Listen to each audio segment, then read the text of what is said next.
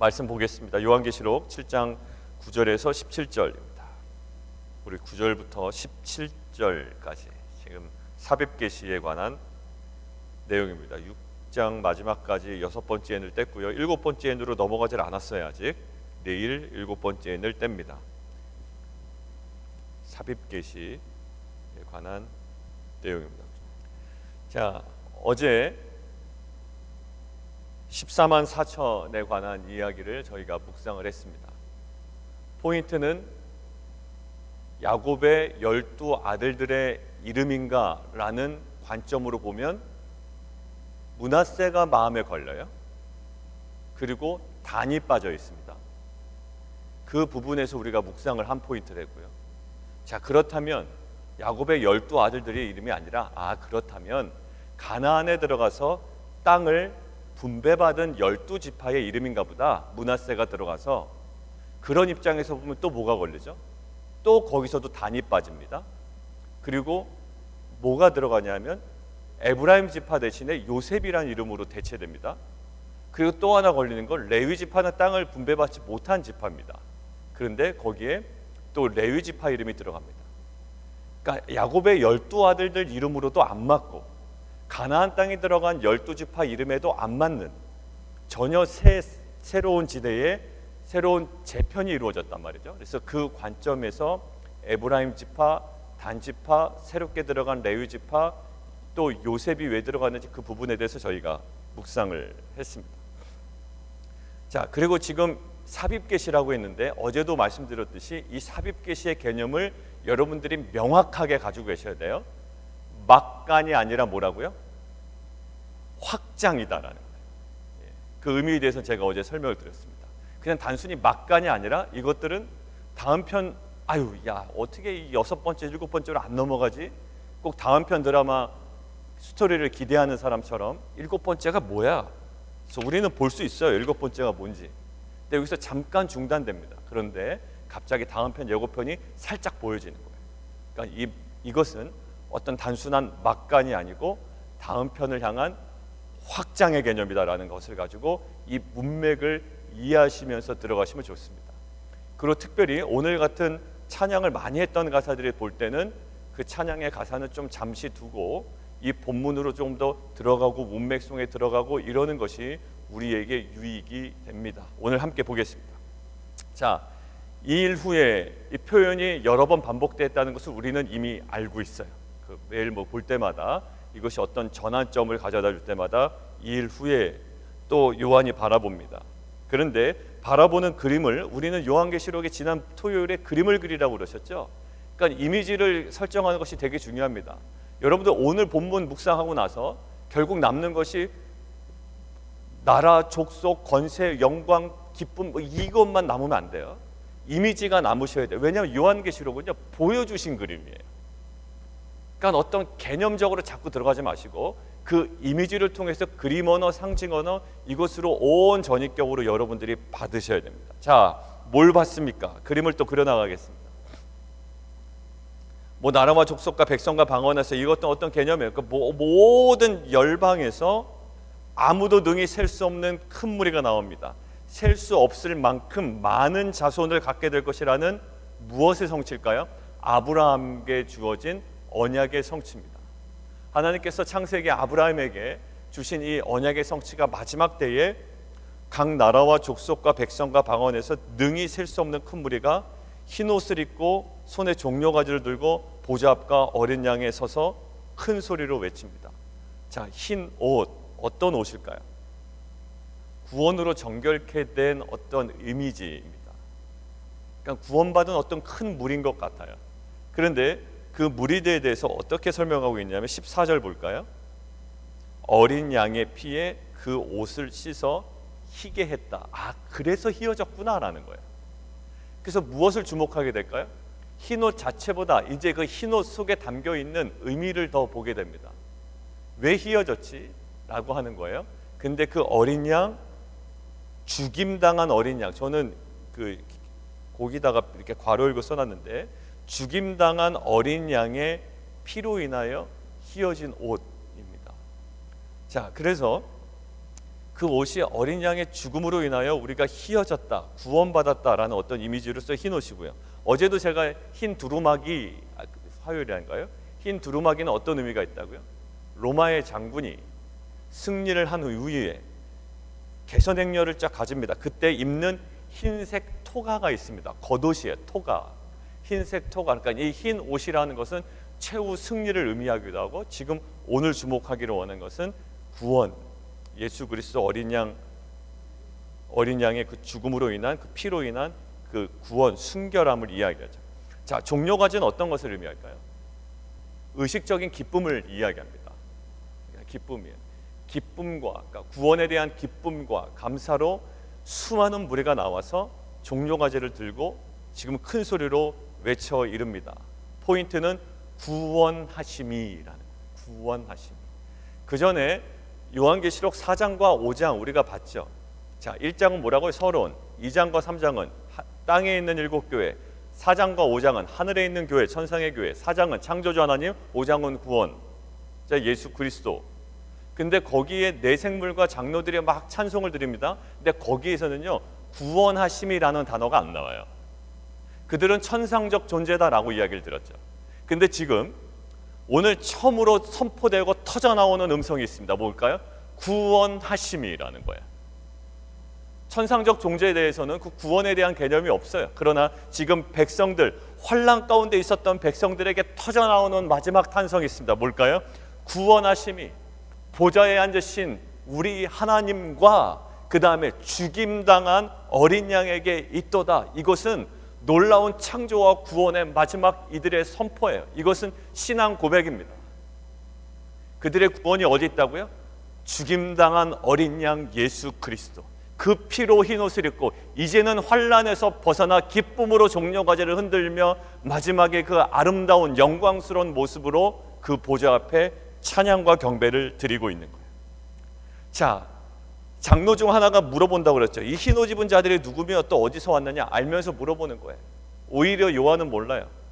요한복음에서도 이게 나옵니다. 내 주여 당신이 아시나이다 라는 요한복음에서도 이 동일한 구절이 나와요. 자, 그러니까 장로가 뭐라고 얘기하냐면, 이는 큰 환난에서 나오는 자다. 큰 환난이 정말 마지막 때 최종 환난인지 아니면 성도들의 일반적인 환난인지, 근데 그것은 학자들이 볼 때 중요하지 않다. 왜냐하면 그것이 명확하게 나와 있지는 않지만 이 모든 것들을 포함한다는, 일반적인 환난, 일반적인 고난, 이 모든 것들을 포함해요. 근데 이는 큰 환난에서 나오는 자들인데, 나온다라는 개념을요, 이 두 가지 개념으로 보시면 될 것 같습니다. 하나는 우리가 요한계시록 6장 9절을 살펴봤어요. 자, 6장 9절은 어떤 모습입니까? 6장은 어떤 구절이에요? 6장은 인을 떼는 장면입니다. 그죠? 6장은 4장 5장까지는 천상의 교회, 그 다음에 6장부터 심판이 시작된다고 그랬죠. 몇 장까지? 16장. 예, 요 정도는 이제 기억을 해서요.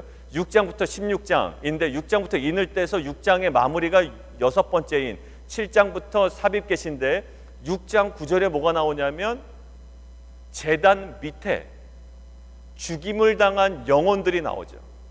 그것과 거의 동일한 어떤 의미로 보시면 될 것 같아요. 제단 아래에 있는 복음에 대한 증거로 죽임을 당한 영혼들, 그것이 환난에서 나오는 자들, 그것이 오늘 9절에 나오는 아무도 능히 셀 수 없는 큰 무리, 이 모든 것들을 문맥상 연결시키면 될 것 같아요. 그러면 큰 환난에서 나오는 자들이라고 할 때 두 가지 그림이에요. 한 가지 그림은 일반적인 그림입니다. 그것은 인내예요. 계속적으로 2주 전 주일부터 우리에게 허락하시는 인내. 그리고 특수적인 그림은 뭘까요? 순교입니다. 모든 성도들이 순교를 당해야 하는가? 왜냐하면 그 요한계시록 6장 9절의 모습은 그렇거든요. 제단에 있는 죽임당한 그 영혼들이 하나님께 막 외칩니다. 언제까지입니까? 더 수가 차기까지 더 많이 죽어야 됩니까? 라고 할 때 더 많이 죽어야 된다는 것은 순교적인 의미도 있지만, 성도들을 하나님께서 뭐로 초청하신다고요? 거룩한 고난으로 초대하신다. 그러니까 거룩에 대한 부정적인 이미지를 이 크리스찬들이 치우지 못하는 한 우리는 세속적인 관점으로 이 복음을 이해하게 되고, 여전히 우리는 신학에 똑바로 서 있다고 하나 여전히 세속적인 관점으로 어느 순간에 머무를 수밖에 없는 거예요. 자, 오늘 뭘까요? 큰 환란에서 나오는 자들, 일반적인 인내와 특수적인 순교의 어떤 그림을 가지고 그 모든 것으로부터 이제는 어느 방향으로 향하고 있어요. 본문이. 그 환란에서 나오는 자들, 어린 양의 피에 옷을 씻어 희귀하는 자들, 근데 그들이 아무도 능히 셀 수 없는 무리가, 환란 가운데 있었던 그들이, 그리고 인내했던 그들이, 그리고 순교했던 그들이 15절부터 그림이 쭉 다시 한번 설명이 됩니다. 한번 15절부터 17절까지 함께 다시 한번 읽겠습니다. 시작. 그러므로 그들이 하나님의 보좌 앞에 있고 또 그 성전에서 밤낮 하나님을 섬김에 보좌에 앉으신 이가 그들 위에 장막을 치시리니, 거기까지요. 장막을 치시리니 그 가운데 거하시니라는 의미가 있어요. 그 가운데 거하셨다라는 의미인데, 여러분들 장막을 쳤다라고 할 때 우리 절기 공부했습니다. 절기에서 어떤 절기가 여러분들 딱 생각이 나세요? 예, 초막절, 장막절이 생각이 납니다. 자, 초막절, 장막절은 어떤 의미가 있다고요? 이 사람들이 원래 그 초막이나 장막은, 텐트는 어디서 쳐야 되는데? 원래 어디서? 광야에서 쳤습니다. 근데 지금 약속의 땅에 들어와서 이 초막절 절기와 농사절 절기가 언제 딱 맞아떨어진다고요? 최종적인 추수의 시기와 관련이 돼 있다. 그래서 여러분들 제가 절기 설명드릴 때 초막절은 예수 그리스도의 뭐와 연관이 돼 있다? 재림과 연관이 돼 있다라고 제가 그때 여러 번 설명을 드렸어요. 자, 그렇다면 이 초막절은 원래는 광야에서 텐트를 쳐야 되는데 약속의 땅에 들어와서도 텐트를 친단 말이에요. 이 초막절에는. 근데 이 텐트를 치는 의미가 뭐라고요? 내가 약속의 땅에 들어와 있지만 여전히 여기가 어디다? 또 다른 광야다라는 거야. 지난 주일 설교 제목처럼 또 다른 광야이고 나는 또 다른 가나안을 향하여 간다라는 거야. 지금 광야에서 텐트를 친다. 근데 어디로 간다? 영원한 그 성소, 하나님께서 지으시고 계획하신 더 나은 본향이 나에게는 진짜 가나안이다라는 거예요. 내가 약속의 땅에 와 있지만 이것조차도 나는 또 다른 광야임을 신앙 고백하는 거예요. 텐트를 치는 것은. 그것이 하나의 모델이 누구였다고요? 히브리서에 나오는 아브라함이었다고요. 아브라함이 약속의 땅으로 가 있지만 꼭 누구처럼 생활했다? 이방인처럼 생활했다. 거기서 텐트 치고 생활했다. 왜? 그는 하나님께서 계획하고 지으실 더 나은 성을 바라보았기 때문이다라고 히브리서는 우리에게 얘기해주고 있어요. 자, 오늘 이야기는 이 천막, 장막은 뭘까요? 그 영원한 장막이에요. 그런데 여러분들 보세요. 스가랴서 14장 한번 보시겠습니까? 이 그림이 스가랴서 구약에 이미 주어졌다고요. 스가랴서 14장에. 스가랴서 14장의 18절입니다. 우리가 그 절기에 있는 예수 그리스도의 구속사의 상징을 굉장히 우리가 살펴봤습니다. 왜냐하면 절기를 너무 보는 것은 이단들이 사용하는 여러 가지 방법 중에 하나이기 때문에 조심조심해서 그런 아주 명확하게 우리가 이스라엘의 절기에 대해서 정리했다고요.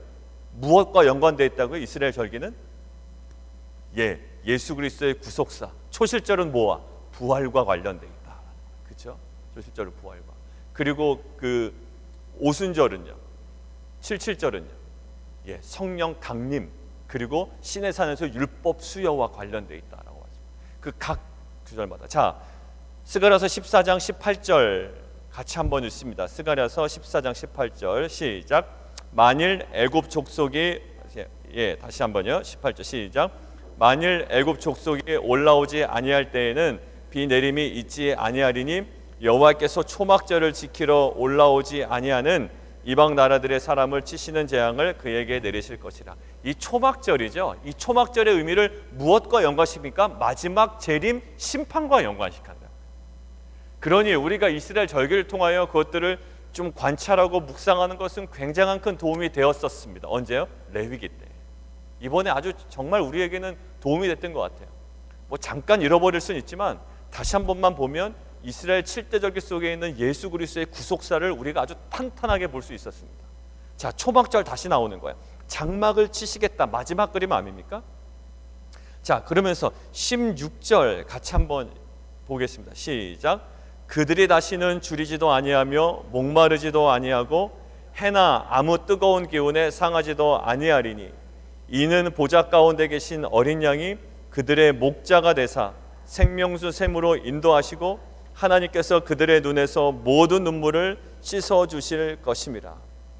예, 다시는 주리도 아니하고 목마르지도 아니하고 해도 당하지 아니하고 정말 어린 양이, 그 죽임당한 어린 양이, 그 고난 가운데 인내함으로 생명을 이루신 그 어린 양이 우리가 당하는 고난 속에서도 결국 우리를 부활과 생명으로 인도하여 주셔서 친히 목자 되시고 생명수 샘으로 인도하시고 눈에서 눈물을 씻어 주실 것이다. 결국 뭘까요? 환난을 이겨낸, 결국 십자가의 고통과 수치를 이겨낸 예수님이 부활이라는 영광을 얻은 것처럼 환난을 이겨낸, 견뎌내고 인내한 성도들이 누리게 될 신자의 최후 상태예요. 결국 참된 신자는 아무도 최종적인 운명에 대하여 염려할 필요가 없다라는 거예요. 그러니까 여러분들과 제가 요즘 이야기로 뭐냐면 가장 쓸데없는 걱정할 필요 없다라는 거예요. 제가 가장 쓸데없는 걱정을 인터넷에서 찾아봤습니다. 근데 뭐가 나오냐면 재벌 회장 걱정이래요. 세상에서 가장 쓸데없는 걱정이 재벌 회장 걱정. 두 번째가 연예인 걱정이래요. 연예인 걱정할 필요 없다라고. 세 번째가 건물주 걱정이래요. 건물 갖고 있는 사람 걱정. 근데 실은 이 걱정이요, 정말 쓸데없는 걱정이 아니에요. 왜냐하면 재벌 회장도 극단적인 선택을 하기도 하고요, 연예인들 화려해 보이지만 실은 그들 가운데 있는 고통이 심각합니다. 그래서 예전에 돌아가신 하영재 목사님은 그 연예인들을 위하여 그렇게 긍휼한 마음을 품고 섬겼던 거예요. 그 영혼들을 위해서. 왜냐하면 연예인들이요, 그 악역을 한번 하잖아요. 그럼 악역을 하는 것까지는 좋은데 악역을 하면서 그 입에 뭐가 붙을까요? 악인이 했던 말이 대사에 붙을 거 아니에요. 계속 외울 거 아닙니까?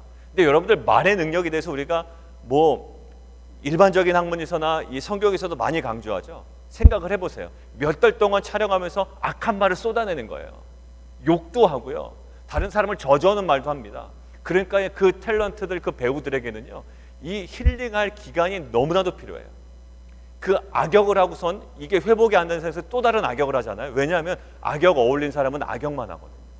그게 영적으로 굉장히 안 좋습니다. 그러니까 그들을 성경 공부로 섬기고 돕고 이랬던 거예요. 자, 연예인 걱정 실은 할 필요 없는 걱정이 아니에요. 해야 돼요. 많은 연예인들이 자살하잖아요. 건물주 걱정이요? 해야 됩니다. 예, 해야 돼요. 근데 정말로 쓸데없는 걱정 또 뭐가 나오냐면, 이것들을 패러디해서 가장 세상에서 쓸데없는 걱정이 누구냐면 호날두 걱정이래. 호날두 걱정. 호날두 누군지 아시죠? 그 지금 그 유럽에서 축구 선수로서는 그 뭐 아르헨티나의 그 누구죠? 그 메시가 돈은 제일 많이 버는 것 같아요. 그런데 호날두도 엄청난 돈을 많이 받고 있죠. 그러니까 호날두 걱정할 필요가 없대요. 근데요, 실은 호날두도 걱정을 해야 됩니다. 뭐 한국의 노쇼 때문에도 뭐 완전 명성이 바닥으로 떨어졌고요, 뭐 여러 가지로. 근데 정말로 우리가 쓸데없는 걱정이라고 리스트를 잡아왔지만 실은 이들 다 걱정의 대상이 되는 거예요. 근데 이것을 검색해 보다가 제 안에 들었던 확신은, 참된 가장 세상에서 쓸데없는 걱정은 뭐냐면 참된 신자예요. 정말로 이 어린 양 예수 그리스도를 믿음으로 흰옷을 입고 종려과제를 들고 그 앞에 나아갈 수 있는 이 신자의 최종적인 운명은 정말로 가장 쓸데없는 걱정이다. 여러분들, 가장 쓸데없는 걱정이 믿는 자가 최종적인 운명에 대해서 걱정하는 것이 가장 쓸데없는 걱정이에요. 그리고 이 땅에 대해 있는 환난에 대하여 이것이 다인 것처럼 여기고 주눅 들어있는 것이 정말로 쓸데없는 걱정인 줄 믿습니다. 그래서 오늘 성경은요, 현재의 삶을 이겨내도록 또 그것들을 인내하도록 격려하는데 철저하게 무엇으로 얘기할까요? 철저하게 하나님의 것으로, 하늘의 것으로 이야기해요. 그래서 하늘의 것으로 땅을 이겨내도록 하는 것이 요한계시록의 핵심입니다. 그래서 이 땅의 것으로 땅을 이기지 않냐고요, 하늘의 것으로 땅을 이기게 해요. 그래서 제가 이 주일날 돌아올 때 이 찬양을 할 겁니다 라고 했던 이 찬양의 핵심적인 가사가 무엇 때문에 골랐냐면, 이번에 그 신명기 주제를 가지고 마지막에 말씀 나누고 할 것이 하늘의 것을 구하면 산다예요. 하늘의 것을 구하면 산다. 하늘의 것을 구하면 산다. 세상 헛된 것에 소망 두지 말고 하늘의 것을 구하면 산다. 이 땅 힘듭니다. 어제도 권사님 신방 갔다 왔더니 권사님 아파서 얘기도 제대로 못하세요. 관 꽂고 계시니까요, 이게 불편한 거예요.